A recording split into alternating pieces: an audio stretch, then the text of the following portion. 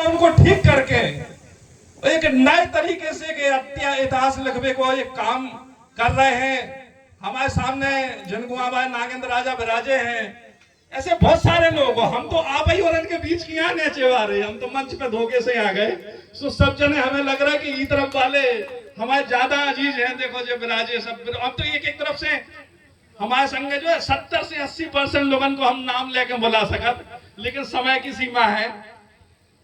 तो हम इतने के बारे में 4-5 लाइनें बता दें कि 1500 में महाराज रुद्र प्रताप सिंह ने ओरछा बसा दो, लेकिन राजधानी गड़गड़ा रही थी। रोज जवाई होती गड़गड़ा, वही तो व्यवस्था जमकती। ललितपुर को जीतने को काम महाराज रुद्र प्रताप के पिताजी मलखान सिंह ने करो तो गोड़न की बस्ती थी ललितपुर।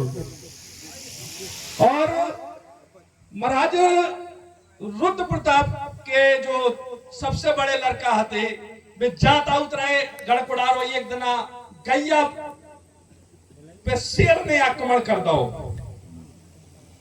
और ओरछा बुंदेलन को खून, हमें और इनको आपके बीच में ऐसा खून कि जो अपने धर्म के लाने, अपने देश के लाने बलिदान हो वो जारद, वो गैया के लाने शेर से जूझ गए और कछु दिन बाद उनको प्राणांत हो गए। ऐसे महाराज रुद्र प्रताप जो उन्हें ओरछा बसाओ, और उनके बाद उनके चिरंजीव भारती चंद को ओरछा की गद्दी भाई।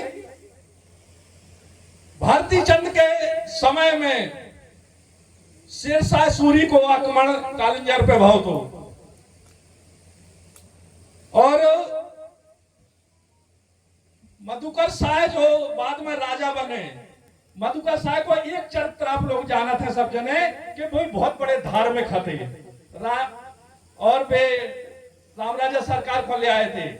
लेकिन आप उनको भी पढ़ो कि मधुकर शाह बहुत बड़े लड़ाका थे। मधुकर शाह जैसो लड़ाका, मधुकर शाह ने पूरा जीवन संघर्ष में लड़ो, मुगलों से लड़ाई लड़ी और अंतिम समय में भी लड़त लड़त नरवर के पास में युद्ध मैदान में मारे गए। ऐसे मधुकर शाह, और मधुकर शाह के संग हमेशा संग देते रहे इस धरती के जो जागीर मिली थी उदयाजीत। उदयाजीत, मधुकर शाह सबसे बड़े भारती चंद, छोटे वाले मधुकर शाह और तीसरे भैया थे उदयाजीत।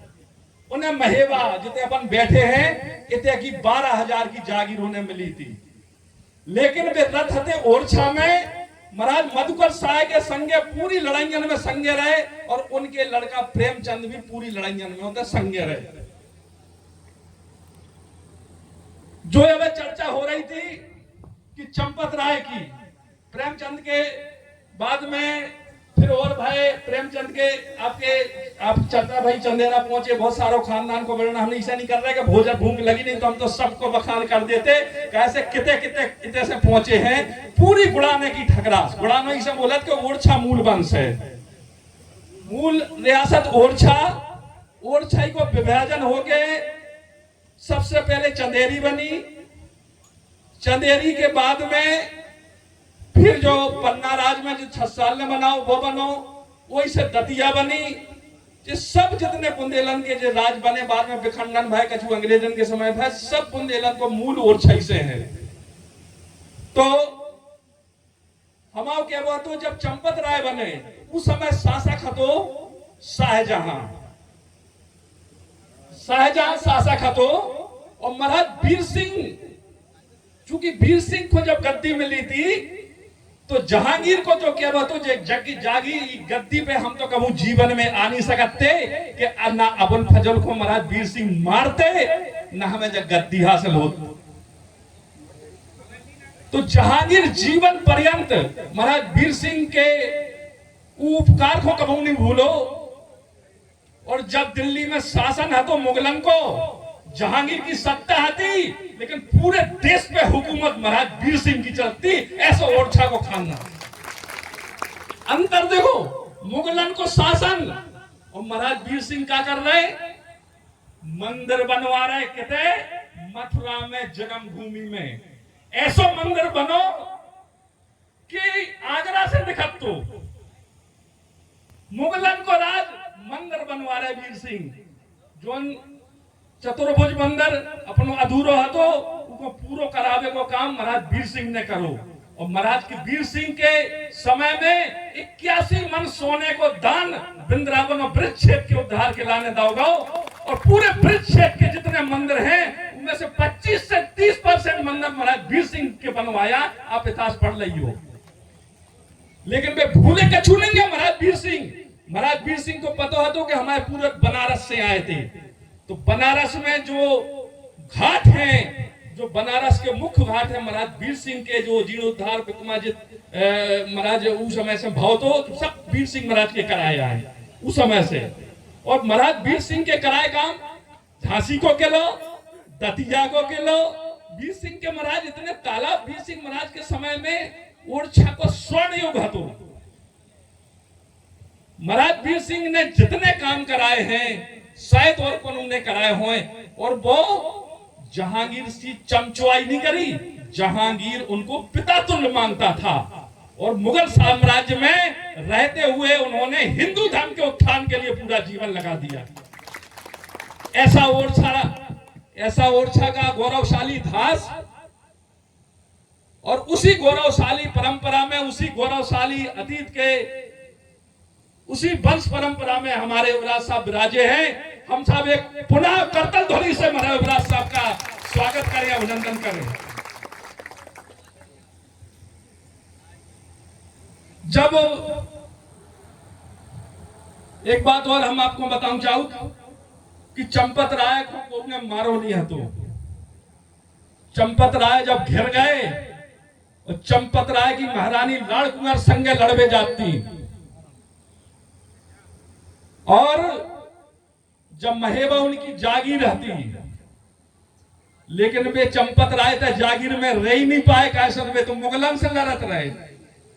सो 36 साल को जन्म इतने कैसे हो जाते। मुगल तो खरीदर रहते हो, छापा मारे होते करते। तो जन्म स्थली जंगल में है, मोर पहाड़ी पे। कैसे जब 36 साल को जन्म होने तो और मुगल सेना उनके पीछे पड़ी थी। और जो जन्म भाव वो गुफा के पीछे भाव कछु जने तई बगल में गांव है कगर कचनय उकी उते चंपत राय को महल भी है। उते के लाने भी कछु जनन के इतिहास कारण के हैं कि उते जन्म भाव। लेकिन हम तो जो मानत के मोर पहाड़ी पे भाव कैसे जो हमारे जिला में है और इतिहास कारण ने इते के बारे में ज्यादा प्रमाण दे। तो उते गड़ी नहीं हती जिते जन्म भाव जन्म भूम हती। महाराज 6 साल की उम्र में उनके माता पिता ने एक दूसरे को कटार भोंक के आत्म बलिदान दाओ। तो कैसे उन्हें पता हो तो कि हमें को मुगलन की या कौन दूसरन की तलवार से नहीं, हम खुद बलिदान दे दे जब उन्हें लगू। ऐसे चंपत राय हते। 36 साल का देखो कि 36 साल के जिनके माँ बाप अनाथ हो गए। 36 साल घर में बड़े नहीं आते सबसे। 12,000 की जागीर महेबा इनके टुकड़ा टुकड़ा हो 2,000 की बची थी। सो पैसा भी नहीं है तो सबसे घर में बड़े नहीं आते। तीसरे नंबर के भाई आते वे 36 साल। ई के बाद भी उनमें पौरुष तो पुरुषार्थ था। तो और ये धरती की माटी में वे 6 साल के बाद में जब आए सो पूरे 21 साल के हते। ई जन्मभूमि में जन्मभूमि इसे कही जा सकत कि इनके पुरखा ही रहते। लेकिन जन्म स्थल दूसरो है, जन्मभूमि यही है। और 21 साल की उम्र में वे आए। जो अपन महल देख रहे हैं जो 36 साल महाराज के दीवान को तो हम आपको थोड़ा सा बता दें। 36 साल का मूल जो 36 साल तो इतना रहे नहीं है, सो महल उनके बने नहीं है। इतने उदयाजीत के 1531 में उदयाजीत को जागीर मिली थी। और इतने जंगल में है, वे खंडर हैं। आप और फुर्सत में कभी आइयो उते पैदल जाने आए या हो सकत कछु पहुंच जाए। उते गाड़ी घोड़ा नहीं जाते हैं, वे खंडर हैं होते जो उनके दीवान को महल हतो होते खंडर हो गए। कैसे 1531 के बाद उदयाजीत चंपत राय लड़ते रहे, पूरी जिंदगी लड़ते रहे और 36 साल में राजधानी बना ली पन्ना। लेकिन जन्मभूमि नहीं भूले महाराज साहब, जो महेबा नहीं भूले वे।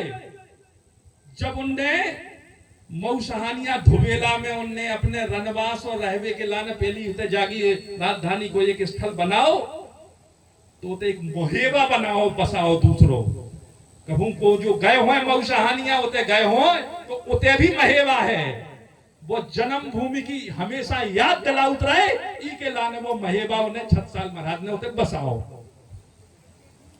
इतिहास की बहुत सारी बातें हैं।